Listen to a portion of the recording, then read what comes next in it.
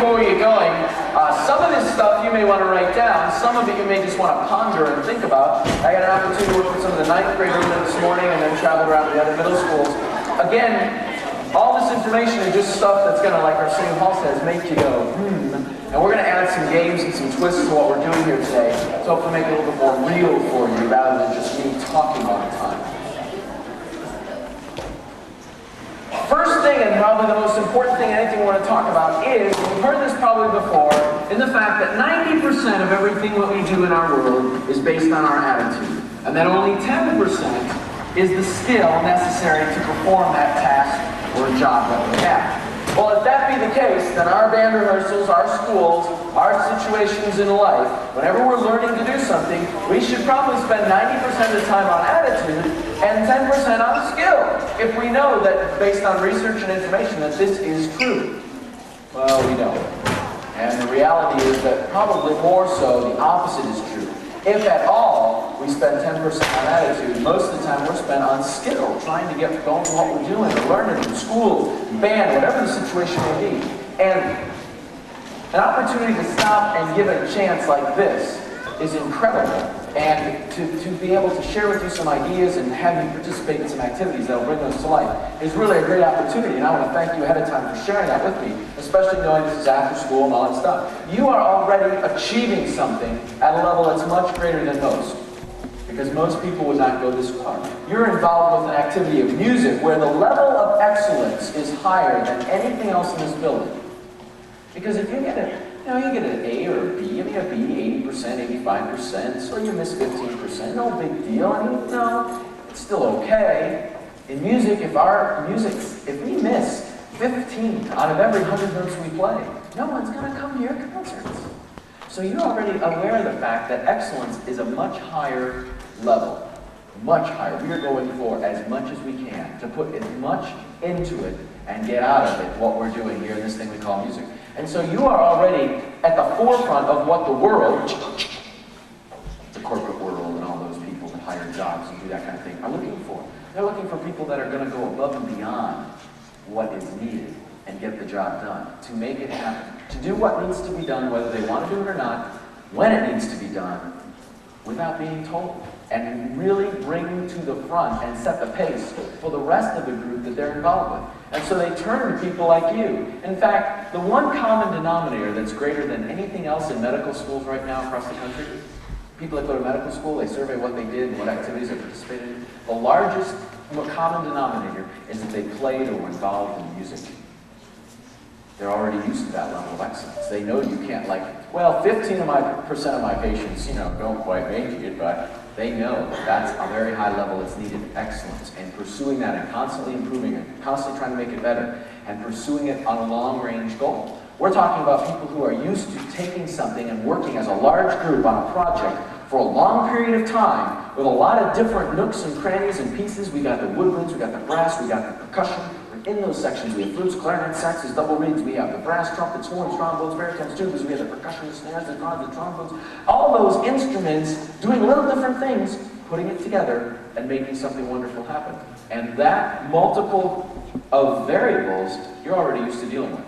And that's why when you go out and further yourself beyond this stuff that you're getting here in music will pay dividends beyond your wildest dreams. You'll be going and thinking, wow, I learned this in band, because that's the common denominator. You get to work at that level. And if we know that attitude is 90%, then we need to start spending some time on it. Now, the question always comes up is, what makes our attitude?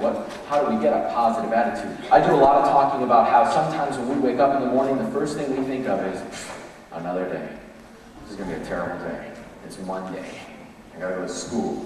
We start thinking terrible thoughts right away. It's like a habit for us when we wake up, because we've been laying horizontally for 8 hours, not got any, air into our brain. We go and look in front of the mirror, and we look terrible.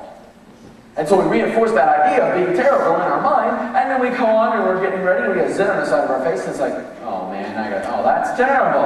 And then we go and finally we get to our clothes, and we don't have anything to wear but those ugly plaid pants our mom bought us or something, and so now we're late because we're trying to pick out something else that'll go with this. What else will go with this? We get down to breakfast and it's cold oatmeal. You ever belched cold oatmeal all morning long? It's terrible!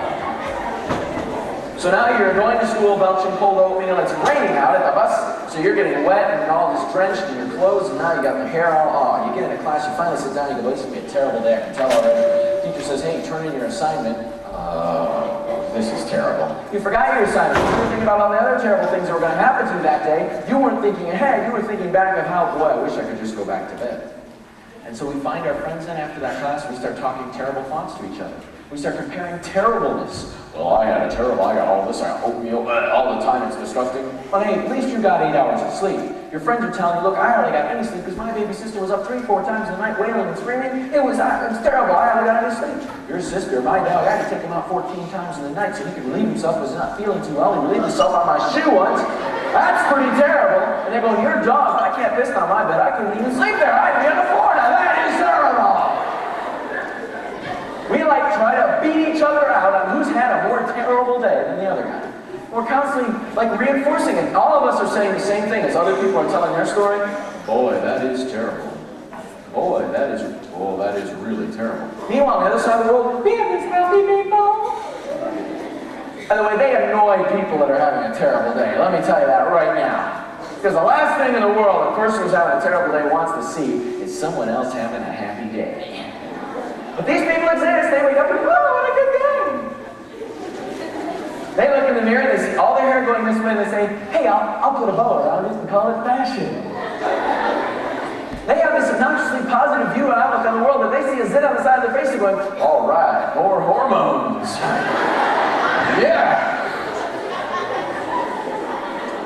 They go to school, they find their friends, and they're talking about what's going to happen, about what plans they're making. They're thinking forward about, oh, I can't wait for this event and this event, I'm making this happen. They're not thinking backwards. These people over here having a terrible day are always going, and last week really was terrible. Let me tell you why.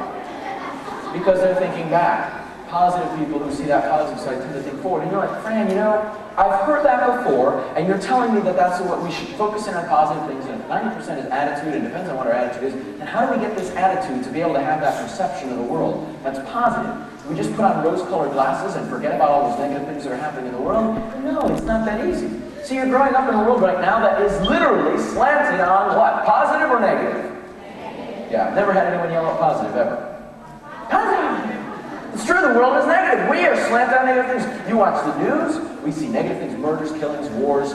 Even in the politics, we have people running for the President of our United States, a very prestigious position. And what are we doing? We're pointing out all the things that are wrong with these candidates. We don't talk about what's right. That's like, well, what do they stand for? Well, forget that. He had an affair with her and did this and all. Well, we're slanted to the negative side all the time because that gets our attention. And see, what we get attention for, we tend to repeat behavior. And the sad thing is now these negative things are being repeated all the time. So how do we give attention to people in positive ways and get involved in making something happen? Because that's what the bottom line is. It's literally taking all this information and making something happen in a positive way. It's helping each other out at a level that's much higher than we thought of before. Well, how do we do that? How do we understand that we need to find the positive things that are happening and share that when the world's being negative? Well, it needs to start with the most important person in the world, and that's you. Because we need to start here first. The reality is that if I take both these people, the terrible person and the incredibly happy person, to Disney World, they're going to have two different experiences. One person is going to have an incredible happy experience. This is great, Disney World, all right! And they're going to see all the good things. Wow, let us Mickey Mouse get a picture with me. Yeah, oh, Minnie, yeah, all right! You could take a person who's having a terrible day and they'd be going, Disney World, this is terrible. Look at these stupid mice. It's 98 degrees and they're dressed up in fur. That's terrible! They would find the negative side of things wherever you take them. Disney World, to a movie, out on a party. You know these people? They're not too fun to hang around with. Because they're always thinking of those terrible things and it's like, the problem is that in order to change that, we can't even take a terrible person and put them over here in the middle of a happy group. Because as soon as you do that, what happens? The happy group goes, well, how you doing? You having a good day? Because they're up and pumped. They're ready to go. You having a good day? They go, oh, I'm terrible. And all these happy people go, oh. And they start to come down. And you think, well, the terrible person's going to come up. Well, no, then they get the center of attention. So they just say, yeah, I had a real terrible day. Let me explain. And they're talking about their terribleness again. They bring the group down. So it needs to be from the inside, not the outside. Outside motivation is really manipulation. Because if I come down here and say, hi, what's your name? Kelly, I'm going to give you $2,000 if you'll go open those doors for me. Would you do that for me? Oh, yeah, you bet. She'd be there like that. She'd be back to get her money, and she'd be sitting down with a smile on her face. Kelly, wouldn't she? Now, there's also another way to motivate Kelly. I could take a gun out and say, Kelly, I'm going to blow your brains out unless you go open those doors. Will she go do it? Yeah, real quick, won't she? Will she come back? See, when we use negative motivation, or what you think's motivation, which is actually manipulation, they're just external things that I'm dangling in front of her or swinging in behind her to try and get her to do something, it doesn't work as well. Positive reinforcement, positive motivation, manipulation, working with people, focusing on what they're doing, that's the reality. Getting them to look inside themselves more and see the positive things rather than me dangling the carrot to give her the money. Because a couple things could happen. Well, number one, Kelly may have $10,000 in her purse right now, and my $2,000's like peanuts. She goes, go open the door, ask someone else who needs the money, you know? So it's not going to work for her. And so that manipulation isn't as strong as what's on the inside. Now, if Kelly on the inside, though, wants to do things that are pleasing other people because she knows that when she pleases other people when they ask her to do something, then she feels better about herself, then chances are she'll go open up that door, regardless of whether I give her the money or threaten her with a gun. Because she's just the type of person that wants to make someone else feel better about themselves. See what's happening? Kelly helps herself feel better about Kelly when she helps someone else. That's the power of attention. When you help someone else, you can't genuinely help but feel better about yourself. It's a natural phenomenon that happens. And so when we start working together as a group and sharing things and experiences, we need to know that what we give people attention for, they're going to repeat that behavior. In rehearsals, too many times we hear directors stop an entire rehearsal and we hear them say this, flutes, that was wonderful. What beautiful tone, what a wonderful release. Trumpets, the articulation is so clean and what? Trombones, you found second position on your instruments. That's incredible. Saxophones, what wonderful intonation. Oboes, you're blending so well. Percussion, you could actually be a little louder. You're sitting there going, buddy, what band do you come from? That's not what we hear. What do we hear when we start rehearsal? Flutes, you missed that release. Come on, watch your tone, keep it even, roll out, let's go. Saxophones, would you blend? Do you know what that word means? Oboes, man, you're killing me up here. We're going to put you back on the tubas. Trombones, yeah, you know, second position. It's halfway between first and third, you'll find it. Drums, you're too loud. We point out all the errors in rehearsal. We even do it with each other. We never find the good things. I mean, let's face it, a lot of good things happen in rehearsal. Do we point them out and reward them with attention? No.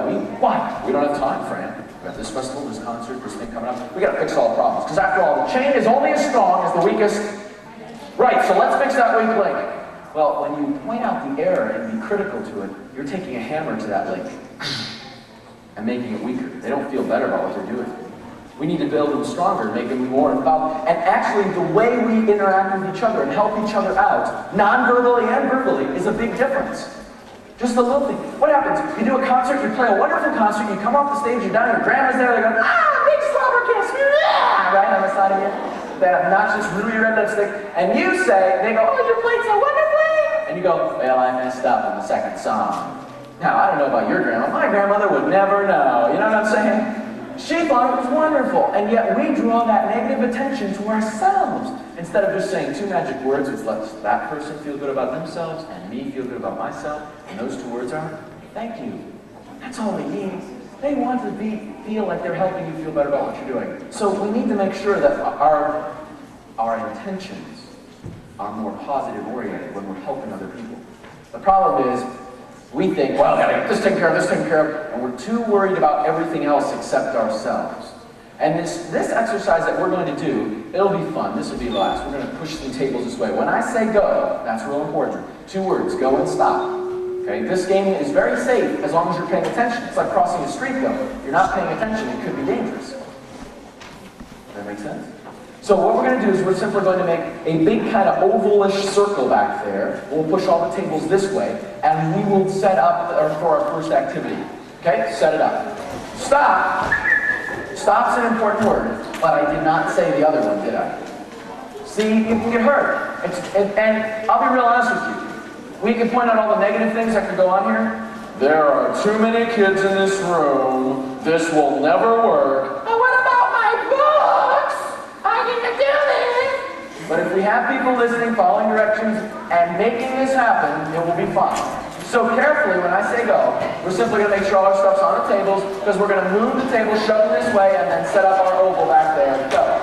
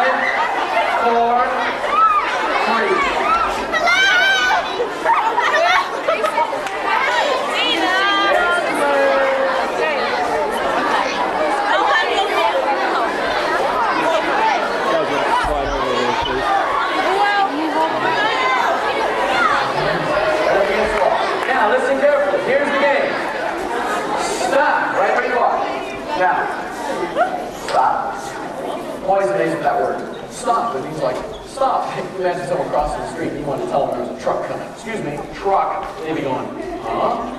Truck? Truck? How many times do you have to say the word truck similarly to the word stop? Now, what we're going to do is, can be as complicated or as simple as we make it, like so many things in life. There's only one rule to this game, and I'm going to insist that you maintain that rule or the game won't work. The only rule is that there is no talking in this game. You cannot talk. So, because the reality is that talking creates more confusion than it helps. Words are only like 7% effective in our life. We only get 7% of the information in our life from people's words. We pick up more from tone and the way they act and that than we do on words. And yet, what do we use in school more than anything else? Words. Again, it's another paradox, just like up there, attitude and skill. We use more words than we do tone and all that. I can change the meaning of words with the tone of my voice. Because if someone says to me, Francis, that means something completely different than, oh, Francis. Right? I change the meaning of the word just with the tone. So it's important to know that it's not the words, it's the way you say them and it's how you act with them. Body language, the whole bit. So we're going to use our eyes and our ears to listen in this activity, and that's it. There will be no talk. Clear? Great. We're going to simply make letters of the alphabet. Sounds like Sesame Street. Letters of today's letter is I'm going to say make a letter A. And people are talking about it like if they're planning ahead of time. Ooh, I want to be the point. Everyone needs to be in one letter A, meaning this whole group will create the shape of a letter A in this room. Here's how it works. If I was to take a picture from the ceiling, I would see a bunch of people standing in the shape of a letter A, almost like a drill design of a shape of a letter A. The other thing is that we have to have everybody in the letter. We can't have people going, well, there's too many people, I can't be in. Everyone needs to be in the letter, and no one can talk. Now, there's going to be confusion. You're going to want more pieces to this puzzle. You're going to go, you need to make this work. As a group of people in our world today, we have too many people who aren't solving their part of the letter. You know what I'm saying? I'm not asking you to make sure that this entire group makes the letter A. That'd be pretty unrealistic. But I'm asking everyone to literally take care of themselves first and be in a place where you think this whole group then can make a letter A around you. So you don't need to talk to anybody in this game, because the only person you're worried about is yourself. Letter A, on your mark, get set. But I didn't say that word yet. Please, no talking. No talking, thank you. And stop. None, no verbal sounds at all. I should only hear walking, okay? Go.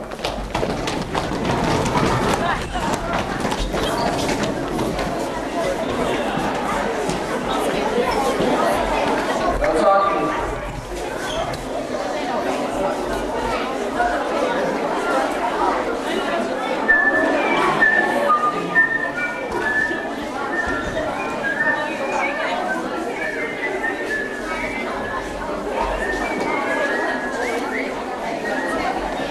And stop. Now I let you mumble through this a little bit, and people are talking and trying to cheat. It's not helping.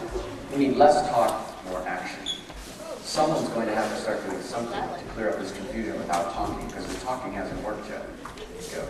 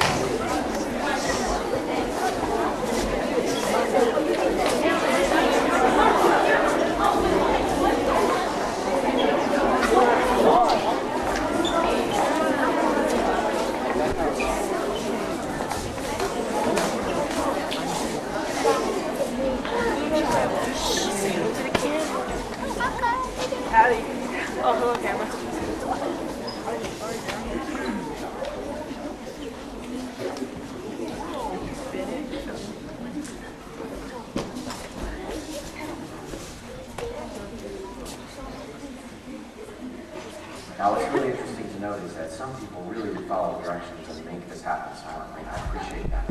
Here's the disadvantage, though. Unfortunately, I cannot come up and thank you personally for doing that. I can't give you the attention I talked about before, because the reality is, with any group of people, it's almost impossible to hit everybody all the time they do something right. So the person that needs to reinforce you for not talking while you set up this activity is the one person you'll listen to more than anybody else. That's yourself. So if you did this activity without talking, then inside yourself, you should feel good about what you're doing. The other thing that's interesting as we did this is, first of all, we had a mom, and everyone wanted to answer two questions. Big A or little A, and where's the top and the bottom? And as everyone started pushing and shoving, it did not help to have people going, hey, come on, make an A! We all knew that. It's how can we make this more efficiently and effectively, with less confusion. And if everyone started to pay attention of where tops and bottoms started to be formed, we had some people doing this, which was incredibly helpful. It just magneted a bunch of people to it. We had other people, though, that were the type of leaders that like to tell a lot of other people what to do.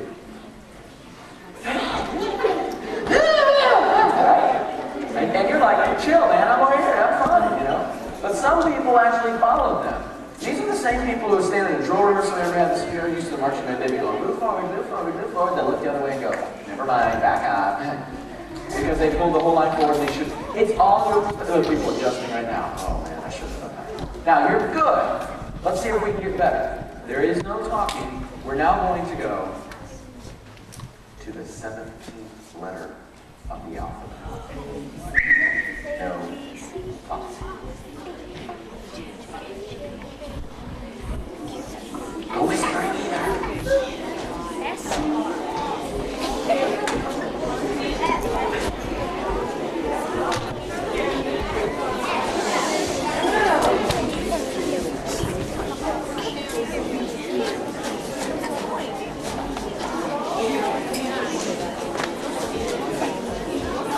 No talking.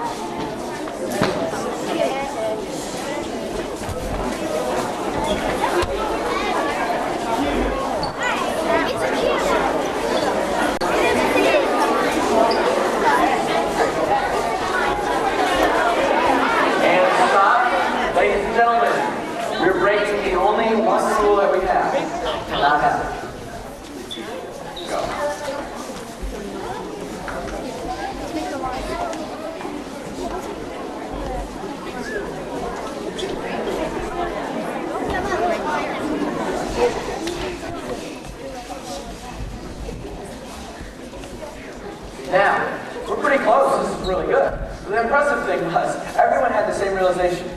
Oh man, so we're going to have to count. Some people immediately decided, A, B, C, D, E, F, G, H, I, J, I don't know about you, I just sing the song as I do it. I get lost, you know? H-I-J-K-L-M-N-O-P, obvious. But did you know that the ABC song, this is nothing to the game, but the ABC song is the same as Twinkle Twinkle Little Star? A-B-C-D-E-F-G, Twinkle Twinkle Little Star. Whoa! I didn't know that. The first time I realized that, I freaked out. I was like, wait a minute, I play both of us, I sang both of us. Oh man, again, your awareness level of something that's already there, but are you aware of it? Alright. So you go home, well, did you get anything out of that workshop? Did you know the ABC song as they're saying? Now, what I'm going to ask you to do is very simple. We have a letter here, and I want to simply make the letter a little bit better by having everyone adjust their part. Do whatever you need to do personally to make your part of the letter a little better. Go. Just a little bit. No talking. Just do it.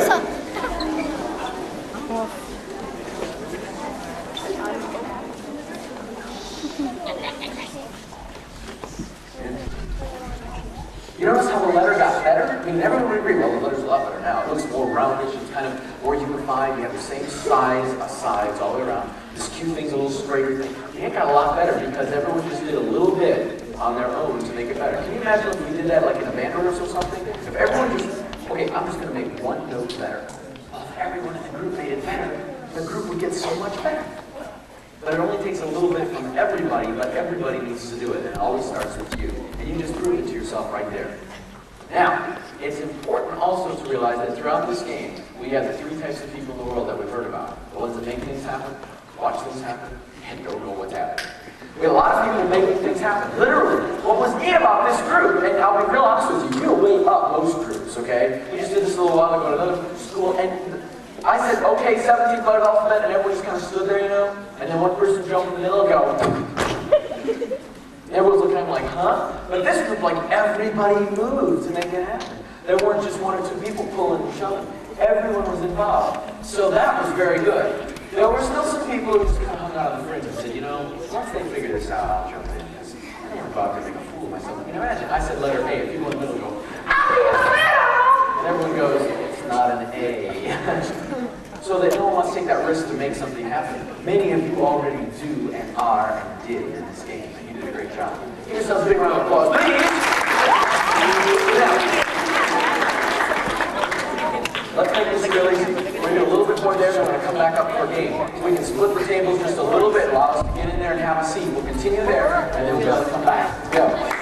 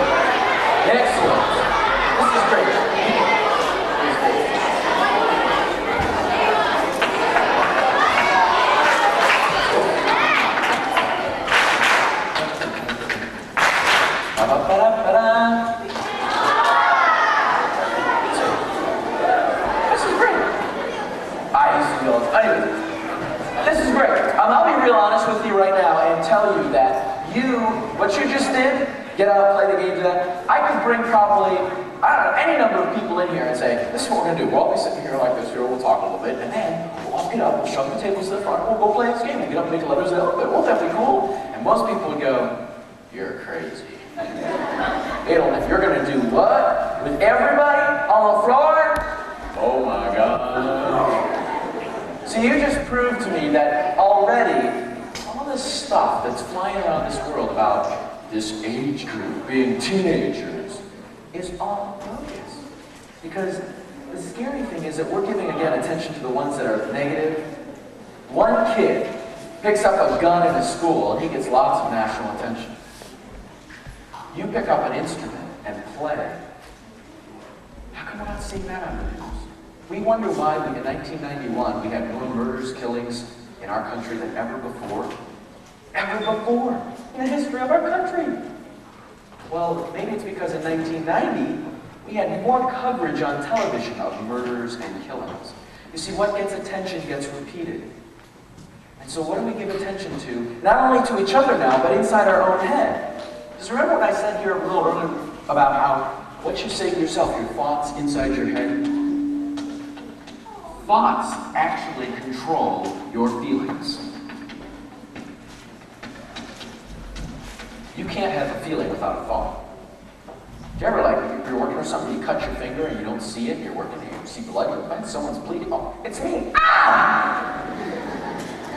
Right? Didn't hurt before, how come when you thought about it, maybe that was it? Now, I'm not suggesting you cut yourself and don't think about it all the time. Honest, Mom, doesn't hurt a bit, I'm not thinking about it at all. But the reality is that we cannot have a feeling without a thought. It's impossible. So, if we want to feel better about what we're doing in this world, all we have to do is think better thoughts. As we think better thoughts, we'll have better feelings, and then feelings drive actions. Action is what we're going for. We're going for someone to do something better, to get out there and set the pace, to make something happen. And if you want to have more action in your life, you better start having more thoughts to create those feelings along those lines of action. You don't do anything in this world unless you feel like it. What's your number one excuse? I didn't feel like it. But see, the problem is this. Sometimes you think you feel, but the action doesn't come across that way. Because of what you're communicating is contrary to your thoughts or your feelings. For example, I always used to get in trouble for agreeing to do something. Fran, take out the garbage. Oh, jeez. All right. Immediately, my dad, what? What did you say to me? You said it. I said, all right. Yeah, but it wasn't what you did, it was the way you said it. I don't like your attitude, your tone of voice. Don't you ever talk to me that way. I say take out the garbage, you say when. Now, are you on a smile on your face when you do it, son? But I said I'd do it, Dad. Honest, I did. Yeah, but it was the way you said it I didn't like. That tone of voice. Don't you talk to me like that. If I don't like it, don't talk back to me. Don't talk to me that way ever again. Dad, I'm sorry. Don't talk to me that way again. You got a problem with that, son? Answer me! See, we go through this thing where we're not always communicating what we think we are because we're not aware of it. Little things are so powerful. Sometimes we do things that communicate negative attention all the time. This is a great one. I love this one. Did you ever get one of those? Excuse me, I have a question.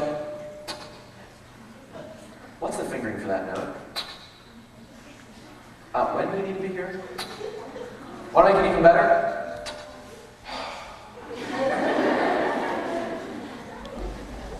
Should I bring my instrument? That gets him right there. The sound, the breath, and the head roll with the eyes. That's probably the ultimate negative reinforcement that you can give someone whenever. And you're like, oh, I didn't mean it. I was just kidding. Yeah, I was just kidding. Really, I was just kidding. Really. Well, that's a nice sweater. Not. No, really. I'm just kidding. Does that help? She's walking around going, does he really like my sweater or does he not? He just said just kidding so I wouldn't feel bad, and now he's saying so I feel good. I don't understand the reality is that we doubt because of that, and we just never need to throw. It's like throwing the knife in and then going, oh, just kidding, and then pulling it out. Yeah. The reality is, though, what you feel about yourself is more important, because when I say, what is your name? Melissa. If when I say, oh, nice sweater, she inside her head goes, this is a piece of, come on. I got this handed down from 3 sisters wore this before I did. Their armpit stains are in it for crying out loud. And you think it's a nice sweater. Did I make her feel better by saying, oh, nice sweater? No. But if I said, oh, nice sweater, and she says that to herself, and I go, not. She goes, you're right. It isn't. Then I didn't make her feel worse. I actually helped her reaffirm the ideas. So who's in control of the way Melissa feels? Yeah, she is. Because remember I said that your thoughts control your feelings and your feelings control your action? Well, if you control your thoughts, then you get to control your actions. And you can wake up in the morning and choose which day you're going to have. Here's the reason why. There are two things in this world that we're worried about right now. It's getting a lot of hype. It's self-esteem and self-image. And the problem is simply this. Everyone has a little bit different terms for what they mean. Basic Webster Dictionary terms for what this stuff is. Because you have an idea what self-esteem already is, right? For example, if I say to, what's your name? What is it? Antonella? Excellent. If I say to Antonella, hey, now you've been paying attention so well here, you've been smiling and laughing and really paying attention to what I'm doing, that's great. I really appreciate that. You would think I'm raising her self-esteem, right? But what if inside Antonella she's going, not. I haven't been paying attention at all. I've been faking you out pretty good. In fact, I've been thinking about some other things I need to get done, and this guy I got to call, and all these other things I got to get happening with, and I don't think you even noticed me at all. You're just saying that to prove a point. Did I raise or lower her self-esteem? It went down, but I didn't do it. Who did it? She did. She put her self-esteem down, not me. I certainly gave her the positive reinforcement to help her, but in the end, you have control over whether your self-esteem goes up and down. On the opposite is also true. We can also get negative reinforcement and still feel good about ourselves, because if I say to Antonella, I have to be really honest with you, I do 100 programs like this a year, and you are probably the most inattentive person I've ever worked with. And you're talking to your friends there, you're not paying any attention at all. I can't believe you sat in the front here even, and you think you'd hide in the back. Whoa. You would think her self-esteem was going down. But what if inside it she was saying to herself, wow, he picked me again. Let me be the example. He must think I really have a good sense of myself and can handle this, and he's using me as an example. He really doesn't mean that, but he had to prove it to everybody else what he was talking about. So he picked me because I was always looking at him. Her self-esteem go down or up? Who made it go up? She did. See, you're in charge of how you feel about yourself. No one else. Why is that? Because the most important thing to you is what you think of you. And that's what your self-image is. You think of you as your self-image. It's more cognitive. It's more what you really believe you are. Your self-esteem is what you perceive. It's your perception of what others think of you and what you think of you, what others think, and you feel about you. For example, you're learning how to swim. You've dog paddled all your life. You're in the pool. Finally, at some miraculous moment in time, no one else is around. You suddenly clicks, and you're like, okay, you're extend the arm forward, kick the leg straight. Whoa! I'm swimming! Is this cool or what? Hey, you jump out of the pool. Is your self-esteem up or down? It's up. You feel really good. Did anyone give you that self-esteem? No, you got it yourself, didn't you? Did anyone have to say, wow, you're swimming? No, you knew that, figured it out on your own all by yourself. So you could feel good right there. It only needs you. On the same token, though, with the same situation. I mean, why did that happen? Well, because what you thought of you is like, wow, I learned how to swim, that's incredible. And so your perception of how you feel about yourself went up. You perceive yourself as suddenly being more confident. Same thing happens on your instrument. You're practicing away, you never get, it's like, oh wow, ooh, wow.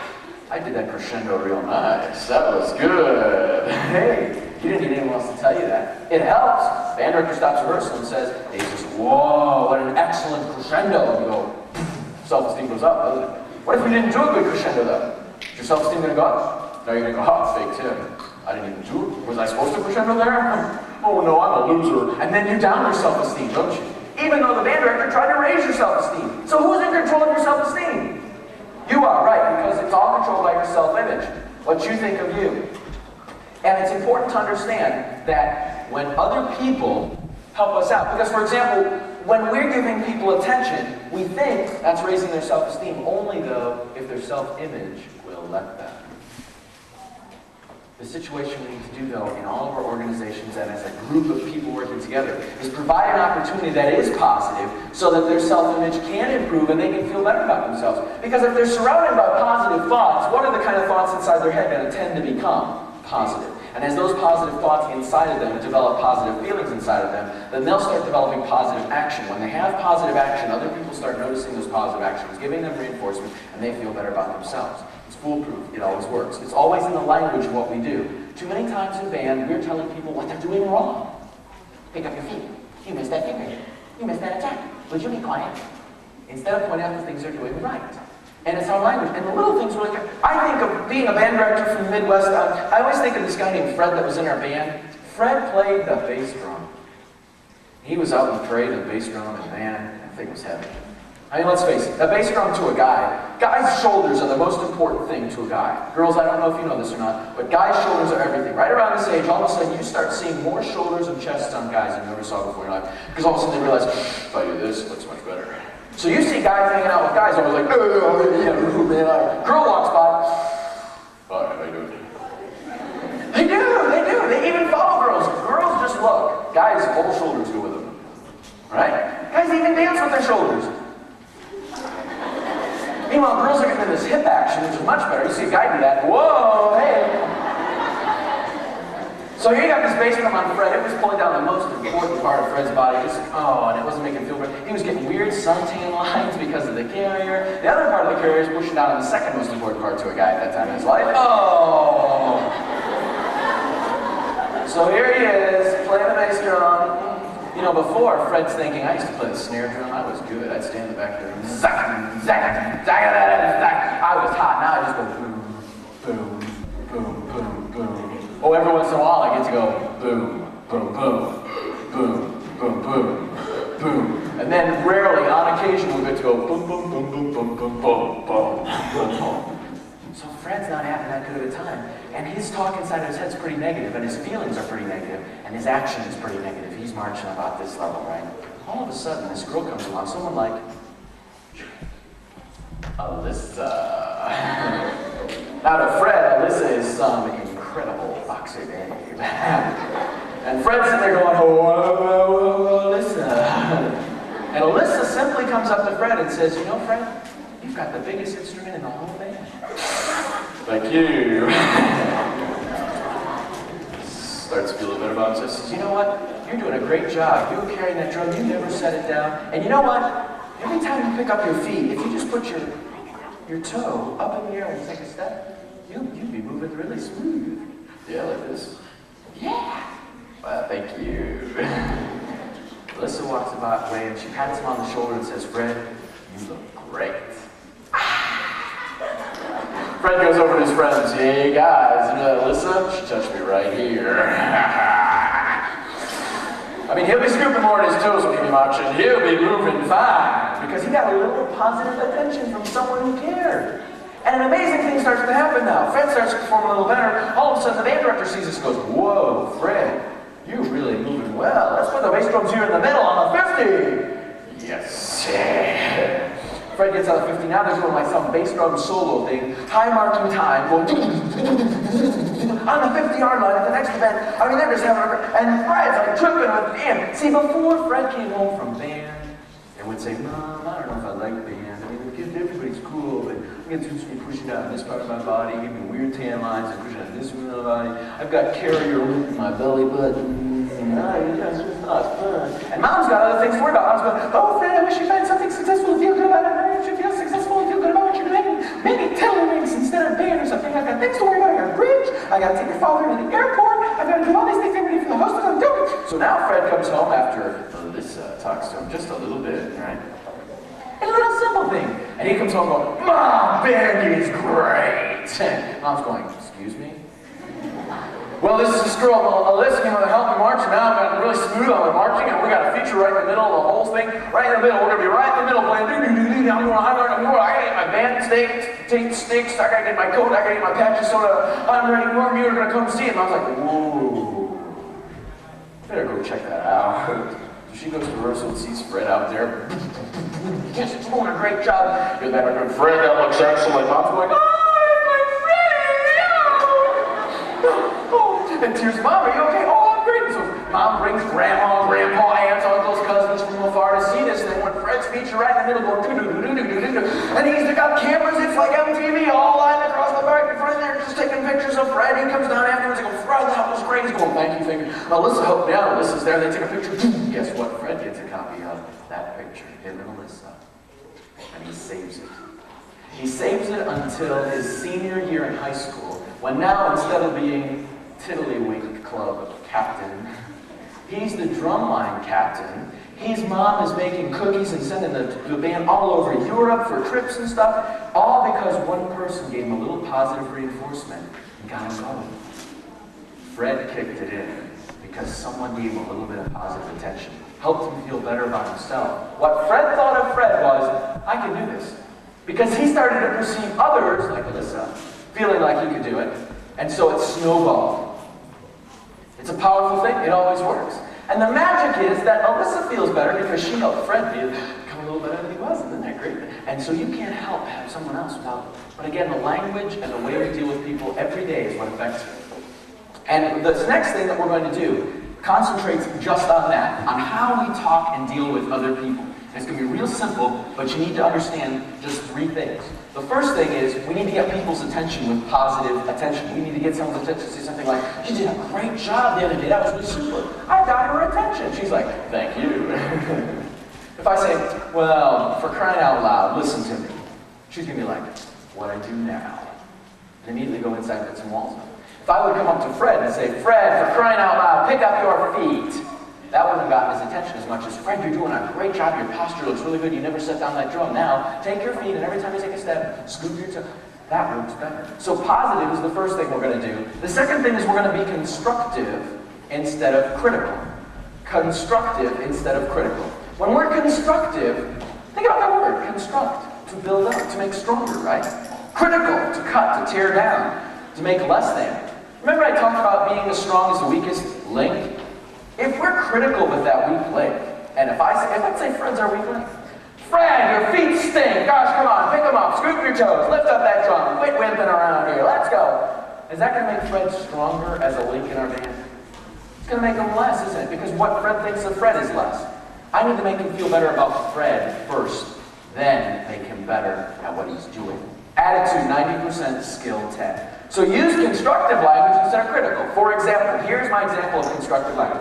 Instead of pointing out the error, I want you to give them the solution.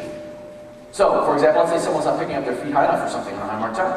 And they say, "Hey, pick up your feet." Well, that doesn't help. That's just being critical, pointing out the error. If I say, "Hey, every time you pick up your feet, make sure that curve in your foot's right near your knee." Excellent. That's how we do it. Notice I didn't point out the error. I just told them the solution. If you're going to give someone a fingering, instead of saying, "It's not this one, it's this one," we're confusing the picture. Just give them the right one. This fingering right here. Don't say, "Oh, you blew that finger in here, it's this." What do I do? As soon as I say you blew that finger, everyone goes, "Oh, well, I've never seen you get the fingering right on the 10. They throw up the swallow berry, they don't listen to you. And then you're going, "Do this." That's just, so constructive language instead of critical.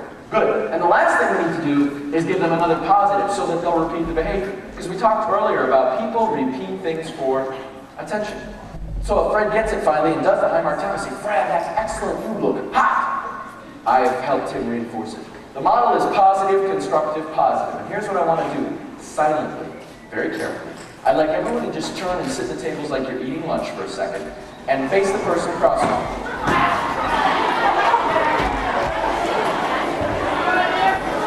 And here's the game. When you simply, all I want you to do is simply reach across the table, shake hands with a person who's straight across from you, and if there's no one there, simply raise your hand. Now, with people whose hands are in the air, find other people whose hands are in the air. So just move to wherever you need to do or adjust or slide down. Excellent. So everyone has a partner? Stop. Drop hands. Some of you like that, though. Alright. Here's the game. I want you to literally pick one problem that you know exists either with yourself or with other people in your section or the band or whatever that is pretty common for you. Now, just yourself. That problem that you've just picked, instead of pointing out the problem, I want you to give them the solution to the problem. Here's what I mean. Eyes here if you could, please. If I'm a flute player and a common problem is I'm always resting my arm on the chair and drinking my flute down. Instead of saying, "You're resting your flute down, it looks terrible, your posture is terrible, your flute pointing out the error. I want to give the solution. I want to be constructive. I want to say, hey, make sure your flute's just like the top of a fence, just right across there. And then boom, it comes up automatically. I've given the solution, not the problem. So I want you to find the solution to whatever problem that you're thinking of right now. And all I want you to do is you're going to reach out to that person across from you and share that problem. Now here's the way we're going to do it. If you're facing me, you will go first. So if you're facing me, you will go first. The other person will just receive this information. Now, you only have 30 seconds to do this. Stop. Not yet. Some of you are anxious. You need to make sure you first hit them with positive, constructive, positive. 30 seconds. 10 seconds on each. On your mark. Get set. Go.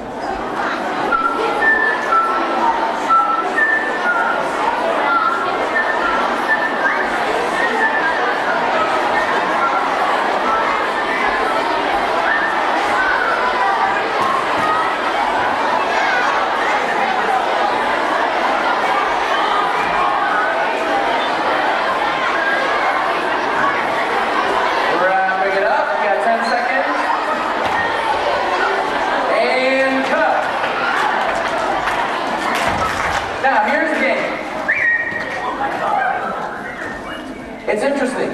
The people that did this, first of all, some of you approach this like you never approached with a friend. If you're going to help them solve a problem or something or work with them, you're not going to go, I don't know.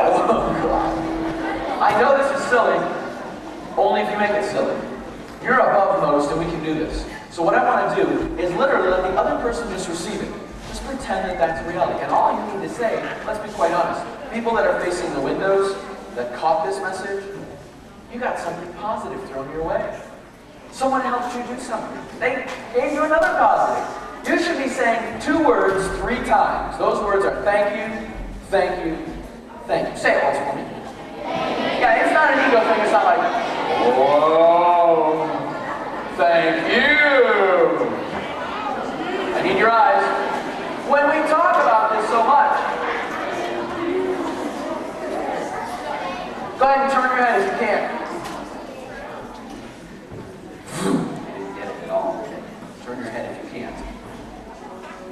Anyways, you need to make sure that you're saying thank you to that person who's giving. We're going to let the other person give it now and the other person receive. I want you to make sure you receive and say thank you 3 times. And remember I talked about eye contact being the most important thing? Maintain eye contact and say thank you 3 times. Go!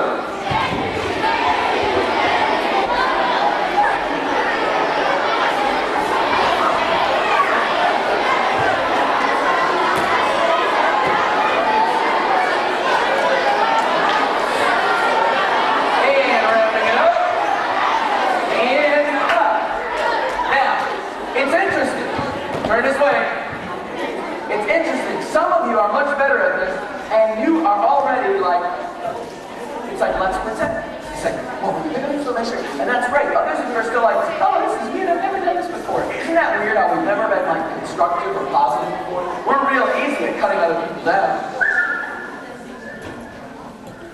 But we're not so easy at giving them the positive attention that we talked about. Now, this is something that's going to feel a little awkward at first, but as you do more of it, you get better and better and better. The thing I want you to get out of this is literally simply this. If you're going to approach someone with a problem, instead of hitting them with the problem and turning them off, turning their attitude off, and putting up walls and barriers, simply hit them with something positive. Give them the constructive, the solution to the problem, and then hit them with another positive. That's the best way to deal with a problem in a team, in a group, when you're working with each other. It's surefire, because it lets the other person still feel good about themselves in the whole interaction. Alright, new game. Here's what I like to do. This half of the room is going to make 1 circle on that half of the room. Uh-oh. When I say go, this circle, though, needs to go all the way around the tables, so it's a single file circle. Single file circle. And this half of the room needs to make a circle that go all the way around this half of the room over there. Single file circle. Go.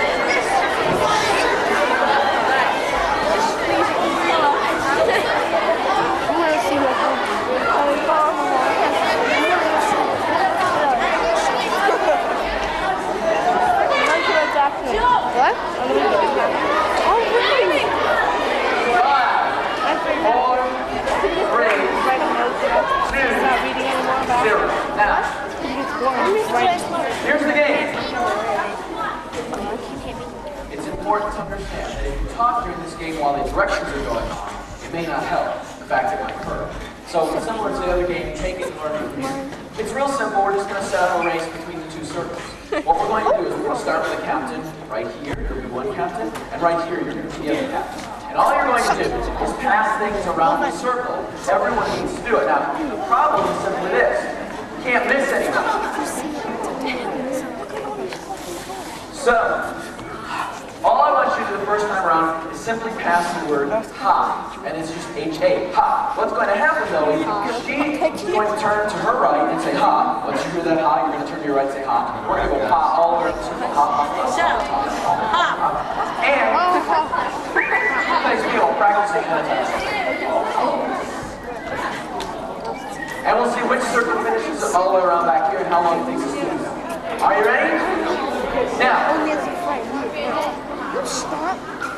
we must have a single file circle, so if we don't, we need to pull that down a little bit. We got lots of space up in this corner to spread out so the single file, goes right. That's going to create some confusion.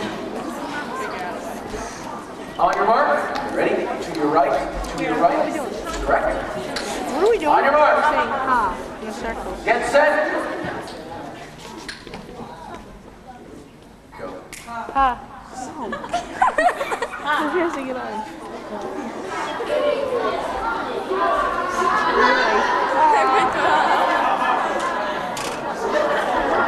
Where's he gonna get that?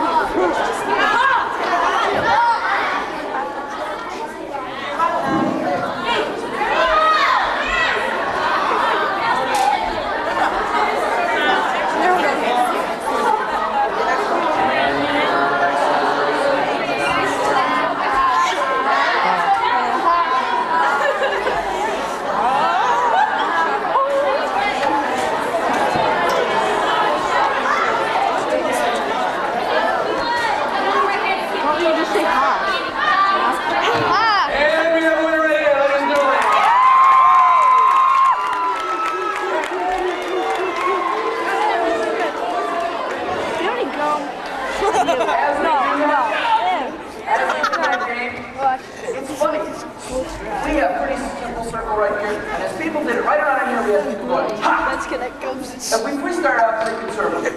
Ha, ha. Someone would be cute and go, ha!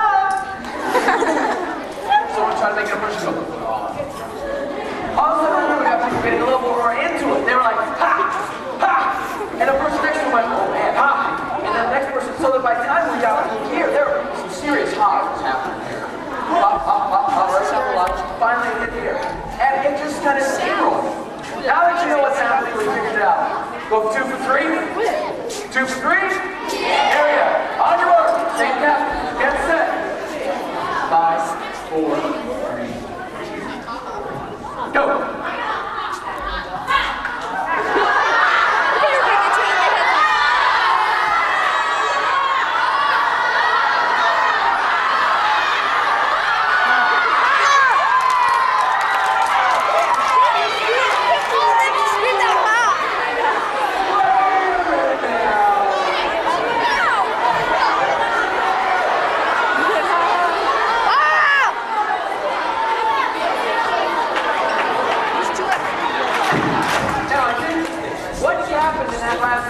These people were like, oh, you can do better than that.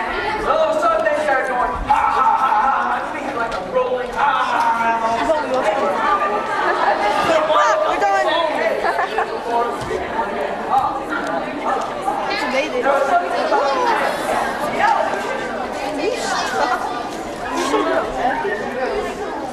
Yeah, you're gonna blow it. You're gonna let go and really like. He wasn't so back on your You decided we're gonna go fast. And you have black flow over it, you go, let's share. Are you ready for the championship?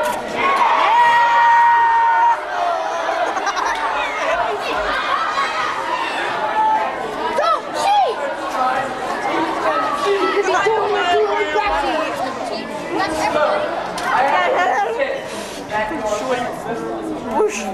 Get bush rat. Bush has a bush rat.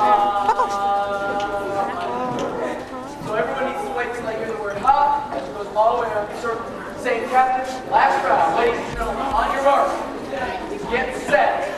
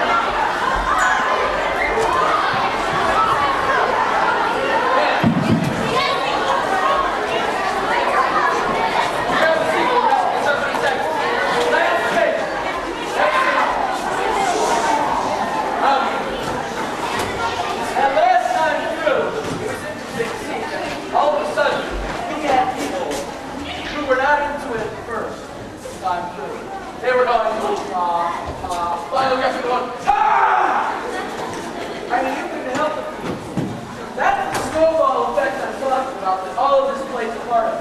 You can create that energy in your group every day. All it takes, though, is one person to go, and it slows the group down. We need everybody doing it.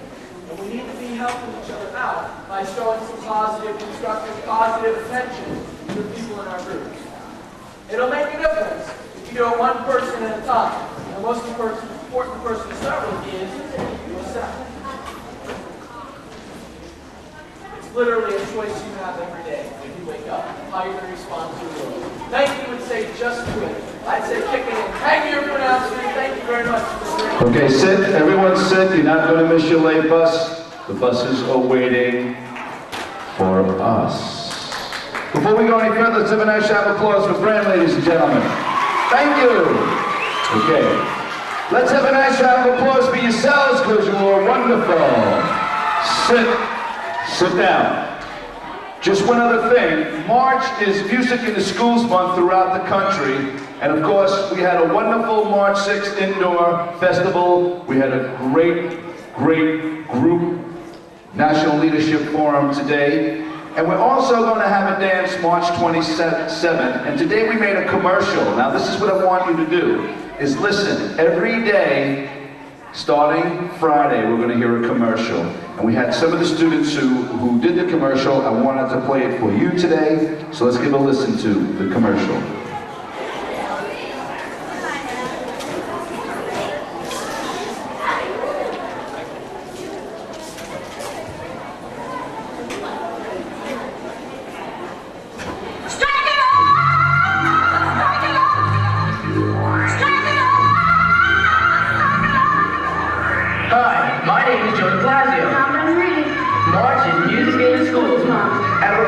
Celebrating along with the rest of the country. Hey, come join us March 27th for Music in the Schools Month Dance. There'll be plenty of excitement. Door prizes, light show, DJ and live music featuring a dance show. So be there and join us in Music in the Schools Month Dance. Now it's Music in the Schools Month Dance. When is it? What's the price? $3. We're going to hand out permission slips starting tomorrow. One more commercial. Listen to it.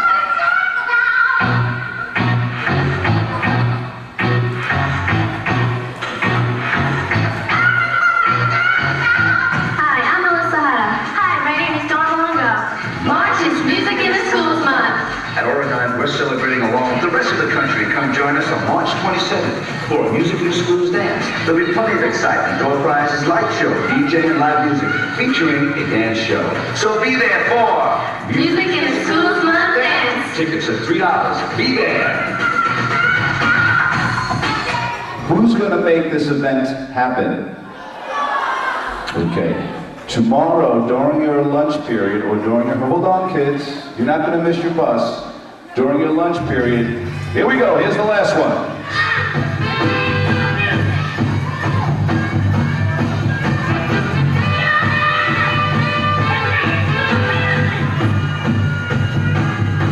Hi, I'm Joe Trinken. Hi, I'm Dave Tina. This is Mark Matava. March is Music in the Schools Month. At Oregon, we're celebrating with the rest of the country.